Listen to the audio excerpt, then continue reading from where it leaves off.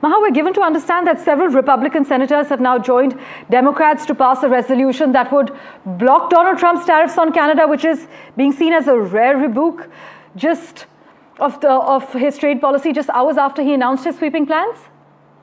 Yes, absolutely. There are some Republicans like Paul Rand who have said that they are siding with that resolution that has been brought in by the Democrats. This is largely this provision is applicable in the emergency measures that were taken on the northern border of the United States that is still in place.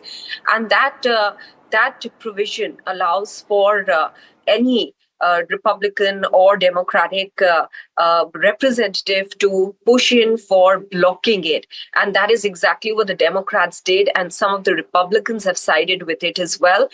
President Trump has responded badly to it, saying that this is some sort of a anti-Trump derangement syndrome that these people are suffering from. But clearly, this kind of blocking that we are seeing a bipartisan support for with regards to Canada from the US representatives, from their members of parliament, goes to show that they value the relationship between the US and Canada, and also believe that the trade between these countries, that is US, Canada, and even Mexico to a large part, has been going on seamlessly under the free trade agreement that they already had, which was earlier NAFTA, but that was renegotiated during the previous tenure of Donald Trump, which is now known as CUSMA in Canada. And they feel that things were going smoothly and seamlessly, and that this will be a big jolt to that.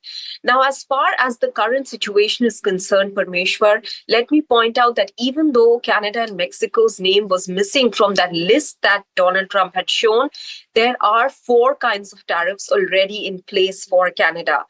First, 25% tariff on all non-CUSMA compliant goods, 25% tariff on automobile sector, 10% tariff on energy sector. So these are already in place. Canada has said, and you just heard Mark Carney there saying that Canada will respond with purpose and with force. So we'll have to wait to see. Apart from the $30 billion goods that Canada has already said that they will levy tariffs on, are they going to go in for further $125 billion worth of goods and tariffing that in the sense of reciprocal tariffs? We'll have to wait to see what the announcement is going to be on that count.